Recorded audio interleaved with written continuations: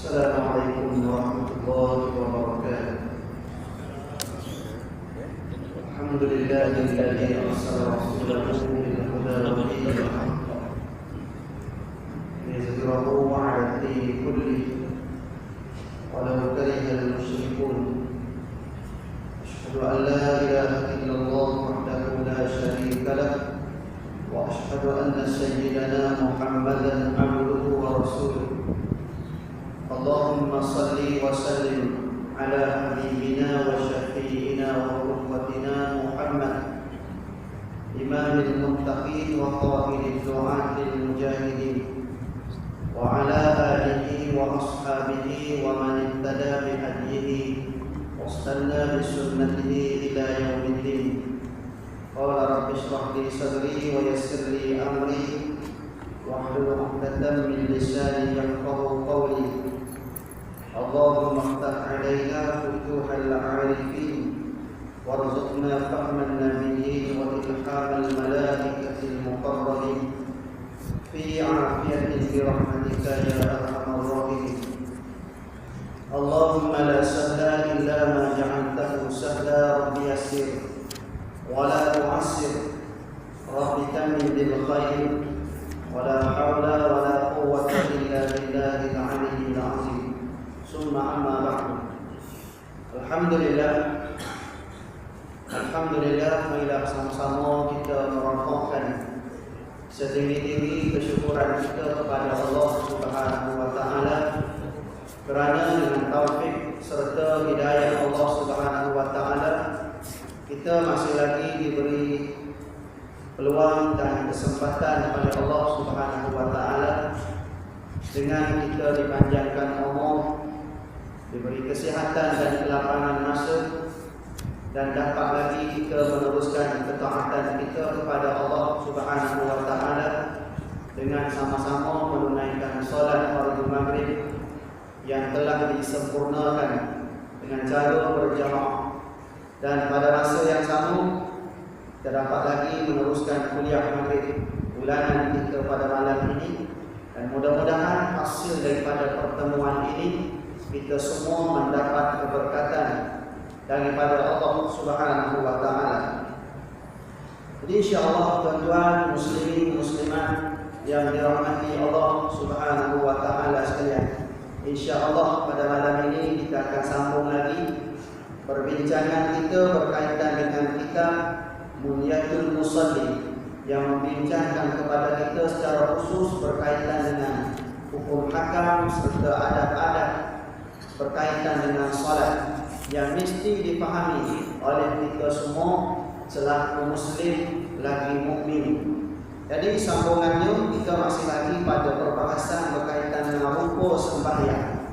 Saya ulang seketika, rukuk sembahyang ini seperti mana yang kita telah bincang pada pertemuan kita pada 2 siri kuliah yang lalu.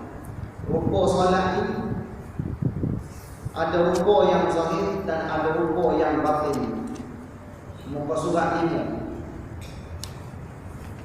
Muka surat 5 bawah sekali. Rukuk sembahyang, bagi sembahyang ada rukuk macam kita juga. Yang kita hari ini boleh letak nama sampai kat tukar ni dengan sebab rukuk. Kalau nama sama, rukuk pun sama, susah kita kan. Sebab tu walaupun nama sama, rukuk lain. Rukuk lain-lain. Maka dengan sebab tu lah solat pun sama. Dinamakan solat ni dengan sebab ada rukuk. Dinamakan manusia dengan sebab ada rukuk. Dan panggilan berlainan dengan sebab rukuknya berlainan. Solat pun sama juga. Dinamakan solat dengan sebab ada rukuk zahir, ada rukuk batin. Nama solat berlainan juga dengan sebab rukuk yang berlainan. Rukuk-rukuk yang berlainan. Maka dengan sebab itu perlu kita faham untuk memastikan solat kita bukan sekadar solat yang sah pada rukuk yang zahir, pada pandangan yang zahir, tetapi kita nak juga pastikan juga solat kita sah pada rukuk batin. Walaupun tak nampak tengok, tapi ia bernilai di sisi Allah menjadikan solat itu solat yang berkualiti. Dengan sebab Solat kita bukan hanya sah pada zahir, tetapi sah pada batin. Jadi itulah kita bincang pada pertemuan yang lalu. Lupa luaran solat ni pertama sekali melibatkan syarat. Syarat itu adalah sebagai ruh solat. Belum ni telah kita bincang syarat berkaitan dengan solat ni. Ada syarat wajib, syarat wajib solat. Yang kedua syarat sah solat. Saya tak berhajat nak ulang ni, takut-takut jadi benda sama. Syarat sah solat telah kita cerita sebelum ni. Syarat wajib solat pun sama, telah kita cerita sebelum ni. Dan sempurna syarat sah solat, syarat wajib solat ini, maka dengan sendiri syarat itu adalah sebagai ruh solat.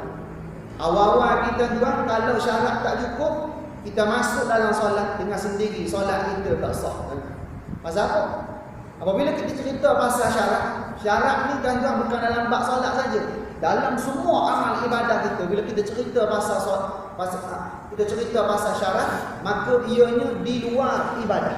Di luar amal ibadah kita. Baik amal ibadah apa saja. Ada syarat dan ada rukun. Apabila kita cerita pasal rukun itu di dalam amal ibadah. Syarat di luar ibadah, sebelum rukun dalam ibadah itu sendiri. Tetapi sebelum kita masuk dalam ibadah, pastikan syarat dulu. Syarat-syarat ni lengkap dulu, maka masuk dalam, baru kita cerita pasal rukun amal ibadah itu. Begitulah juga dalam bab solat ni. Seterusnya rukun itu sebagai kepala. Rukun itu sebagai kepala dan badan solat. Rukun, selepas kita masuk dalam solat, kita akan jumpa benda yang paling penting dalam solat, iaitu rukun. Rukun ini diistilahkan sebagai kepala dan anggota-anggota. Macam kita hari ini, dengan sebab anggota cukuplah kita pada hari ini boleh hidup. Kalau kepala duduk asing macam mana? Ada kepala tu duduk luar, batang tubuh duduk tempat lain, kepala duduk tempat lain. Dia tak panggil orang masa tu. Tak sempurna seorang manusia. Dengan sebab apa? Dengan sebab jasadnya dah dipisahkan ketika. Kemungkinan orang simpan pun dalam 5 jam, 6 jam. Lepas tu orang bawa pergi tanam di perkuburan. Pasal apa? Pasal kita dah tak cukup rukun ketika tu. Rukun kita tak duduk sekali dengan kita masa tu. Maka sama juga dalam bab solat. Kalau solat kita tak cukup rukun, walaupun syarat cukup dah, tiba-tiba rukun tak cukup, seolah-olah kita tak ada kepala, seolah-olah anggota badan kita tak cukup, maka solat kita ketika itu tidak sah. Ibadah kita tidak dinamakan ibadah solat ketika itu, kerana tak cukup rukun. Perbahasan berkaitan dengan rukun ini juga telah saya sentuh dalam pertemuan yang lalu. Dan malam ini saya nak masuk kepada sunat arba'ah. Sunat arba'ah itu sebagai anggota badan. Anggota-anggota yang melengkapkan tubuh badan. Seperti mana tangan. Tapi sunat arba'ah ni tuan-tuan, dalam solat kita, kalau kita terlupa nak buat, sama ada lupa ataupun sengaja, kita tinggalkan sunat arba'ah, maka solat kita masih sah. Solat masih sah lagi pasal sunat arba'ah. Sunat arba'ah dalam solat kita ada berapa?